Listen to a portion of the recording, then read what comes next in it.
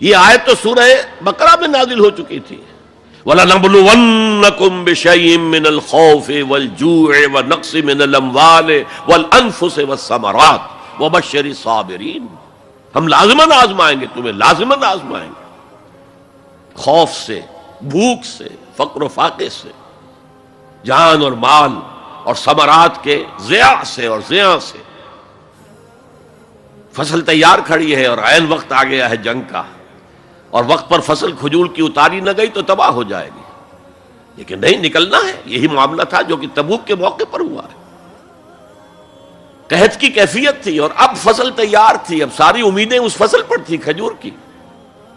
لیکن ظاہر ہے کہ کھجور کی فصل اتارنا کوئی عام خواتین کا کام تو نہیں ہے. لیکن مردوں سے کہا جا رہا نکلو اللہ کی راہ میں، سب کے سب. پہلی مرتبہ نفیر عام تھی، ہر صاحب ایمان نکلے. تو ایک بہت بڑی آزمائش. تو جو راسخ الایمان تھے، صادق الایمان تھے، ان کا رد عمل سچویشن ایک ہی ہے. منافقین کہہ رہے ہیں ما وعدنا اللہ ورسولہ الا غرورا، ہمیں تو اللہ اور اس کے رسول نے سبز باغ دکھا کر مروا دیا. اور اہل ایمان کہہ رہے ہیں ھذا ما وعدنا اللہ ورسولہ وصدق اللہ ورسولہ وما زادہم الا ایمانا وتسلیما. اور ان میں نہیں کوئی شے بڑی مگر ایمان اور تسلیم کے. جبکہ وہ جو ایک کانسٹیٹیوشنل ایمان ہے وہ ایک جامد شے ہے. It's a legal status that you get as a مسلم.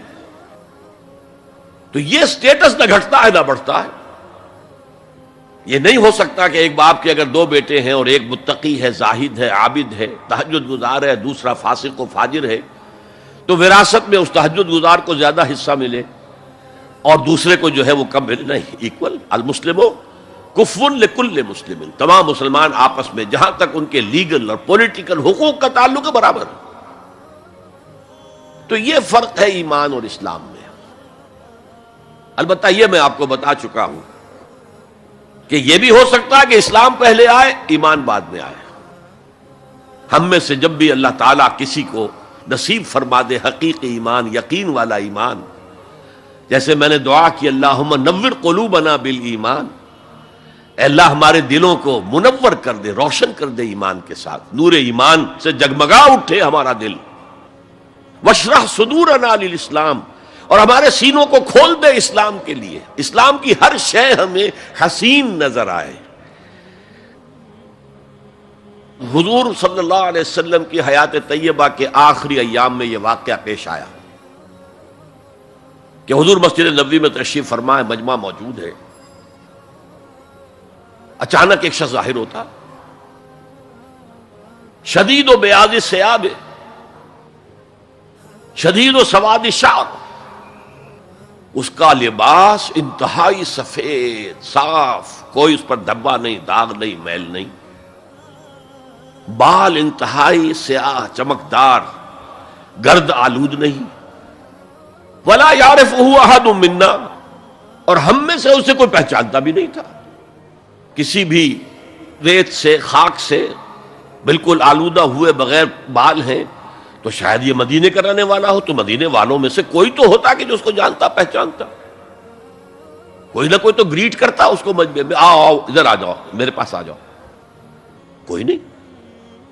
اور اگر براہ راست باہر سفر سے آ رہا ہے تو کچھ گرد آلود بال ہوتے، کچھ کپڑے میلے کچیلے ہوتے، تو لوگ حیران تھے. اور مزید یہ کہ اس نے سیدھا تیر کی طرح مجمع کو چیرتا ہوا حضور کے عین سامنے جا کر بیٹھ گیا. اب لوگ حیران ہیں، یہ ہے کون؟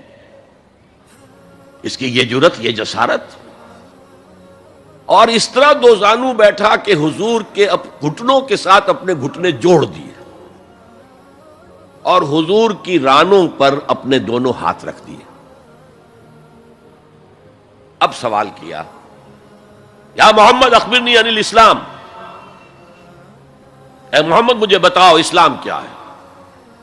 حضور نے فرمایا وہی جو میں ابھی آپ کو حدیث سنا چکا ہوں، الاسلام ان تشہد اللہ الہ الا اللہ وان انا رسول اللہ وان تقیم الصلاۃ وتؤتی الزکاۃ وتصوم رمضان وتحج البیت ان استطعت الیہ سبیلا.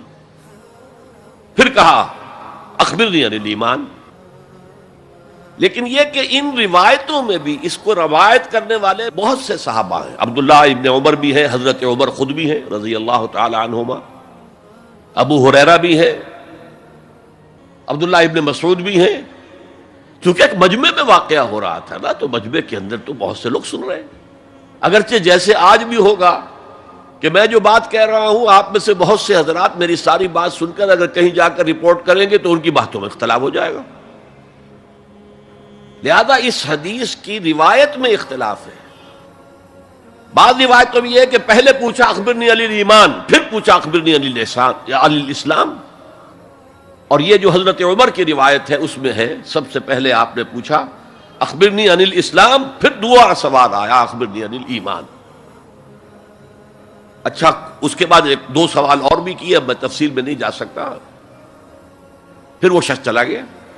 حضور نے کہا ذرا اس کو بلانا واپس، تو دیکھا تو کہیں بھی نہیں، زمین کھا گئی، آسمان اچک کر لے گیا، اللہ جانے.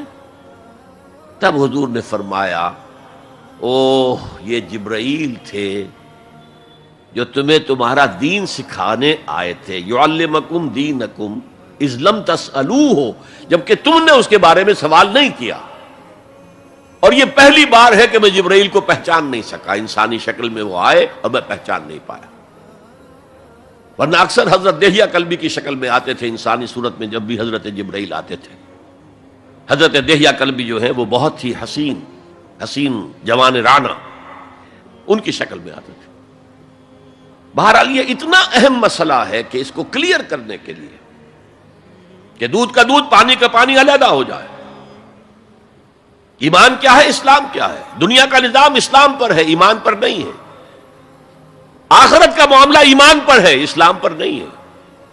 کوئی شخص مسلمانوں کا بہت بڑا قائد ہو، بہت بڑا لیڈر ہو، لیکن ہو سکتا ہے آخرت میں زیرو ہو. میں حدیث سنا چکا ہوں آپ کو.